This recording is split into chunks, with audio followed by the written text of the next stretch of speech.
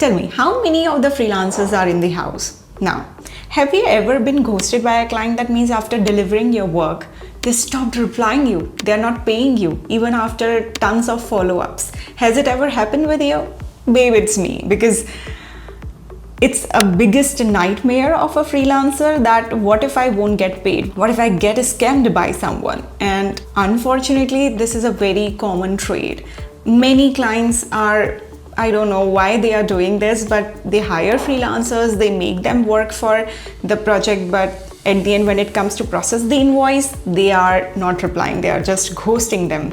So it's a very big risk in freelancing field, and today I'm going to share with you a solution how you can always keep yourself safe and make sure that you are getting the payment for your work. Okay, so if you are in, let's get started. First of all, if you are watching me for the very first time, then hey, I'm Prachi Gautam. I'm 6 years experienced digital marketer, freelancer and a coach. And throughout this journey, I have learned a lot of lessons, and today I would like to share with you how to make a perfect freelance contract that will offer you a safety net. Okay, let's get started. First of all, why freelance contract? Basically, not only it is beneficial for you, but also for a client, because in this contract, you're going to exactly share what the kind of deliverables you're going to have, the deadline and many more things. And by the way, I'm also going to share with you my personal freelance contract template that you can customize for yourself, and it is just as a freebie for you watching me, and as a favor, you can subscribe to this channel. Anyway, coming back to the point. So what is freelance contract? Basically, whenever you sign a project with a client and you mention that this is going to be my task, roles, responsibility, deliverables and commitment, that you write in a paper and make your client sign that. That is known as the freelance contract. But hey, it is not only beneficial for you as a freelancer, but also for a client. If you're watching this video as a business owner, then it is also going to be beneficial for you, because when you hire a freelancers, at the end, how you can counter that you have delivered me this work or that work. Maybe that freelancer would say that, oh, I didn't remember this. Or even as a freelancer, if clients say that, okay, I'll pay you money, but it was a chat that happened in a WhatsApp or over a call, they're like, I don't remember. What is the clue that you have at this moment? Nothing, right? You do not have any option left. That's why freelance contract serves a safety net for both the parties to have a transparency between the work, deliverables, results and deadline. It helps both of them to work smoothly and transparently. So that's why freelance contract is important. Now I know you must be wondering, what the heck should I be including in the freelance contract? Let me share with you. I'm going to exactly show my freelance contract with you. And one more point, even if you're working as a freelancer for one of your family member, then also contract is important, because at the end only hesitation will win and probably you won't get paid. So it's important that you sign contract. Doing freelancing without a contract is like sharing your Netflix password to one of your friend, hoping that they won't use it. Obviously they will, right? So let's talk about what are all the terms and conditions you should be writing in your freelance contract, plus what template that I follow. So I'm going to share with you my secret template. So are you ready? Come on in, let me share with you.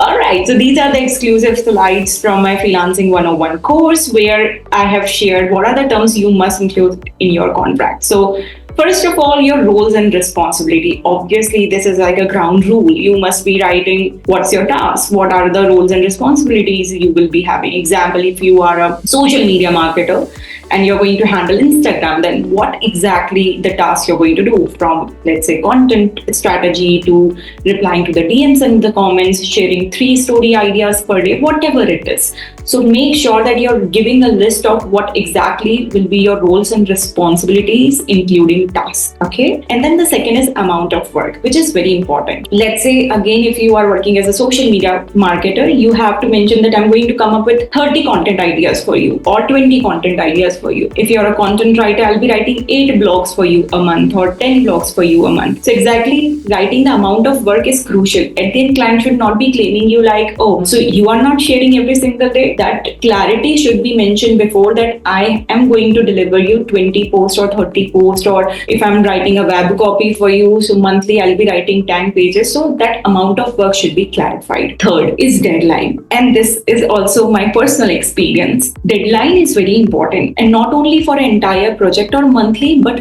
weekly. Like what will be your first week task, second week task, third week task, fourth week task. Mentioning exactly what you're going to do per week will give a clarity to a client what's going behind the scene. It will help them understand when they can expect and what they can expect in a specific duration. So deadline is very important, and be very practical about it, because look like, okay, everything will be done in that duration, but when you practically do it, a lot of hiccups, a lot of research, probably more time will be consumed by you. So please make sure that you're always considering 1 or 2 day buffer time, or even if it is in hours, but please have a time in buffer so that even in the unforeseen reason you will be able to deliver on time. Okay. And fifth is pricing. Obviously, it's the most important term. You must be writing what exactly the charges that you're going to quote for this project or monthly basis. So please write the pricing, including the advance payment and schedule of it. Yeah, this is also a term written here. Along with advance payment, we should be also writing the payment schedule. It means at what date of completion of project, how many days after your invoice should be processed. This is very important. Again, please pay your attention. We should be taking at least 50% in advance before you start the project of a month. Let's say your per month charges are 50K, then 25,000 should be paid to you before you start your work. So advance payment, like I to always go with 100% in advance, but if you are very new in freelancing and you are working with a client for the very first time, maybe you can request them to pay you 15% in advance, if not 100%. But I would highly recommend you to ask for 100% in advance for a month. This is very beneficial condition for both of you. You might feel like, why would client pay me 100% in advance, right?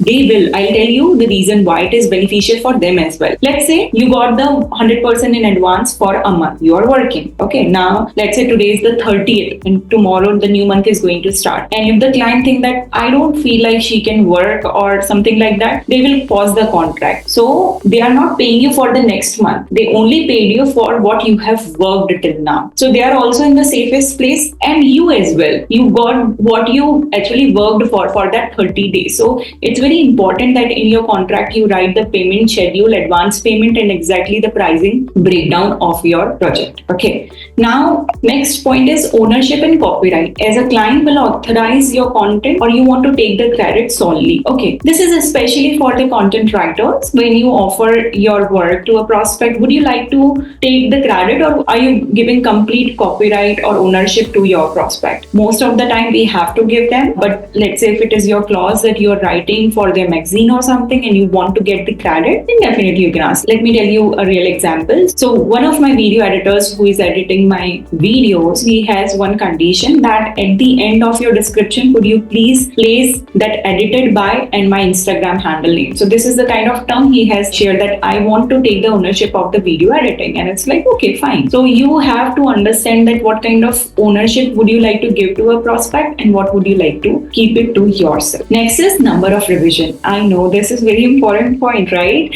As a writer, sometimes you are getting paid for one blog, but that client has made you revise that blog for 10 times and you're just getting paid for one. So this usually happens in content writing once again, or maybe in social media marketing or in different profiles. Your client will ask you for n number of revisions and you will be frustrated for that, and they'll just pay you for that one version. Example, I was working for one of my clients before. I was writing a blog for them and he made me, improvise or add a lot of points and, decline couple of subtopics and then re-adding more of them. It made me almost 3 days to write that one blog, which was supposed to take around 2 hours. So I was like very frustrated. And after that, I started including this term in my contract that I'm only going to offer 2 free edits. By this, your client will be very conscious to give all the edit at once. Otherwise, you'll be like wasting your time a lot and just getting paid for one version of it. So make sure that number of revisions, at least 2 or whatever you would like to. I go with 2 free revisions. The 9th term is please include the taxes. If you have a registered agency and have a GST number, please make sure you are writing it down. And if you are working for international client, then some payment gateway also deduct your money for currency change. Example, PayPal or Payoneer. These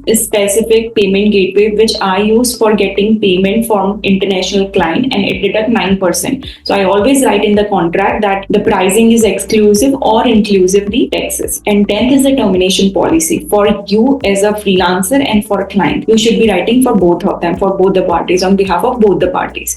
So for you as a freelancer, you can write that if you would like to terminate the project, you have to give a notice at least 2 weeks ago, and also you have to pay the exact amount of money that has been delivered at that very moment. It means you are telling a client that if they do not want to continue with you, they have to give you notice 2 weeks ago. With this specific term, you have 2 weeks to find a new client. So you'll be in a safe zone. Second is you're also mentioning that you should get paid for whatever the work you have done during that particular time. It means you will get paid for whatever you have worked for, obviously. And as a freelancer, you should be writing also that if I'm not going to continue the work because of some unforeseen reason like health condition or any another family urgency, then I will be paying you back the exact amount of money that has not been delivered. Okay. So for a client, they'll also feel safe that, okay, if you are somehow not going to work for me, then you will pay me back the money, or you will only ask for the charges that you have performed for. So yeah, these are the some important terms you must be including in your contract. These are all the terms and conditions that will always keep you safe and get you paid. If you really like this video, do not forget to like, subscribe and share it with one of your friends who is a freelancer. And if you want to get tons of freelancing tips on a daily basis, do not forget to follow me on Instagram with the handle name @gautamprachi.co. And if you feel like I am pro with the skills but I'm struggling to find clients, I'm struggling to convert the leads, then I have also created a freelancing 101 course for all the beginners out there who wants to understand what is the strategic plan to find the client, build the proposal portfolio, win the discovery call and convert that lead.